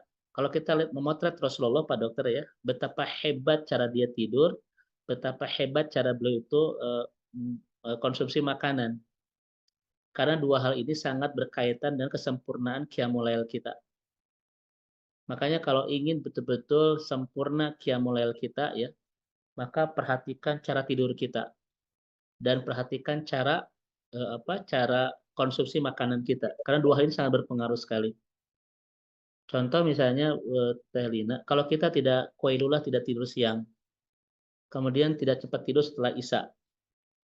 Padahal kan qailullah itu sunnah Nabi, ya kan? Kemudian kebiasaan Nabi itu tidur setelah Isya. Kalau kita tidak qailullah, tidak tidur setelah Isya, tidur jam 11, jam 12, kira-kira nanti sempurna nggak qiyamul lailnya? Itu kadang kita masih ngantuk, Kak Dokter masih lemes, apalagi makanan kita tidak dijaga dengan baik, ya kan? Rasulullah itu sederhana terkait masalah makanan, tapi tidak sembarangan makan Rasulullah itu. Kalau kita kan yang penting enak ya Pak Dokter, seblak dengan berbagai aneka ragam, seblak ceker, seblak Makanya makin berantakan ibadah kita, Telina ya kan begitu. Makanya siapapun yang ingin sungguh-sungguh di dalam melaksanakan qiyamul lail pasti akan terlihat dari pola istirahatnya, pola mengkonsumsi makanannya itu ya, karena itu berpengaruh, dan pola bagaimana cara menjaga dari kemaksiatan. Dan betul kata Telina, semakin berantakan ibadah kita, semakin keterhambatan pengabulan doa-doa kita. Itu kembali ke surah Al-Baqarah tadi, ujibu da'watad da'ani idza da'ani falyastajibuli. Kalau seseorang ingin dipercepat pengabulan doanya, cepatlah respon perintah-perintah Tuhannya itu. Kecepatan kita merespon perintah-perintah Allah pasti berbanding lurus dengan kecepatan Allah merespon doa-doa kita. Itu Al-Quran tahlil. Maka orang memberantakan ibadahnya, dia sedang memberantakan pengabulan doa-doanya itu. Itu kait berkelindan. Gitu ya. Maka cara kita makan, cara kita istirahat, Pak Dokter ya, cara manajemen dosa kita sangat menentukan pengabulan doa kita. Itu. Wallahu a'lam bishawab. Paham. Jazakallah khair. Ya, Ustaz, pertanyaan singkat, Ustaz, ini dari Ibu Anita. Apa dalam hadis tadi, Ustaz, apa bedanya antara doa dan minta gitu, Ustaz? Iya, memang doa itu meminta kepada Allah. Ya, Kalau dalam bahasa itu ya doa itu, permintaan itu yang dibawa kepada yang di atas ya. ya, Kalau di atas kepada yang ke bawah itu namanya nyuruh kan begitu. iya betul. Mal farak baina doa wal amr. Memang kalau doa itu isinya ya kita meminta kepada Allah. Makanya kita lihat apa definisi doa, idharu goyatil iftiqar ilallahi subhanahu wa ta'ala. Kita menampakkan sepenuh kebutuhan kita kepada Allah. Artinya memang kita mempresentasikan kepada Allah banyak kebutuhan, kemudian kita minta kepada Allah. Secara bahasa mungkin seperti itu. Tapi boleh jadi mungkin nanti dalam kajian-kajian yang lain, mungkin ada perbedaan yang mendasar antara minta dan doa. Tetapi doa itu memang artinya kita sedang meminta kepada Allah untuk memenuhi hajat-hajat kita. Ya. Nah begitu.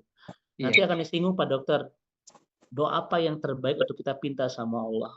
Karena tadi saya akan menyampaikan kepada Bapak Ibu hadis-hadis Nabi, ternyata Nabi itu tidak banyak minta dunia. Rasulullah itu banyak meminta urusan kebahagiaan akhirat itu. Nanti akan saya sampaikan ya di pertemuan selanjutnya insya Allah. Karena khawatir selama ini permintaan kita didominasi permintaan dunia. Sampai kita tidak punya waktu untuk meminta akhirat ya. Padahal beberapa hadis Nabi ternyata Rasulullah itu idza sa'altumullaha fas'aluhul firdaus. Kalau Anda banyak minta sama Allah, mintalah sesuatu yang lebih indah daripada dunia. Itu nanti kita akan singgung ya di bahasa selanjutnya insya Allah. Wallahu a'lam bishawab. Iya, baik Ustaz. Sudah mulai mendekati waktu maghrib, Ustaz. Baik. Luar biasa sekali kajian sore hari ini, tapi jangan khawatir, ini baru pembuka ya, Ustaz ya. Jadi nanti episode berikutnya kita akan bahas kembali tentang Allah Al-Mujib ini. Insya Allah. Yang terakhir, Ustaz, untuk menyampaikan closing statement dan doanya, Ustaz.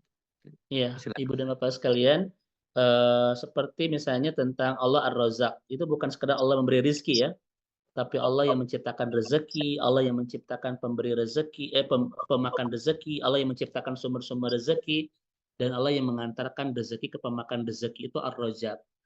Al-Mujib pun sama Pak Dokter, bukan sekedar Allah itu mengijabah doa, tetapi Allah jatuh cinta kepada yang berdoa.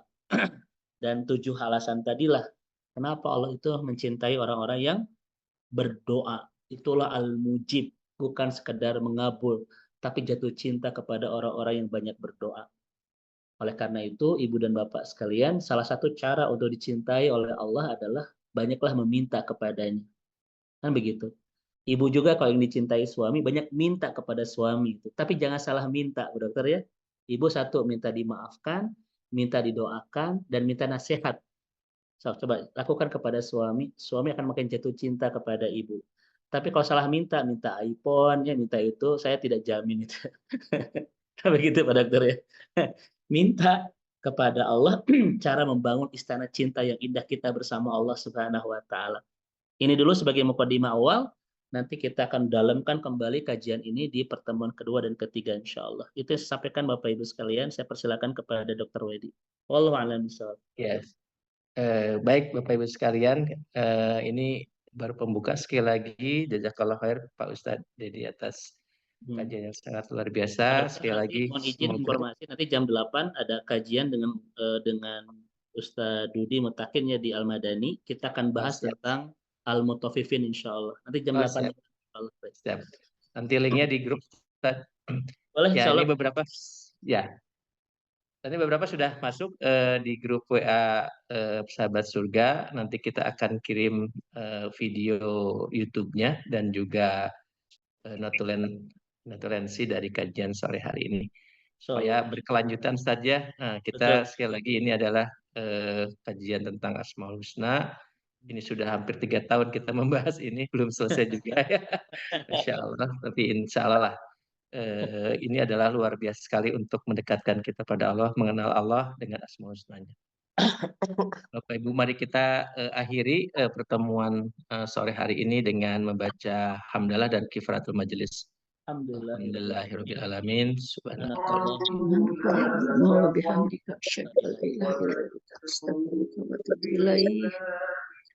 Jazakallah khair Pak Ustadz Dedi, sehat berkah selalu Ustaz. Iya, Khair Ustaz, sehat selalu. Tur nuhun Ustaz, jazakallahu khair. Ada Pak Bongki ya, insya Allah kita ketemu besok Pak Bongki ya.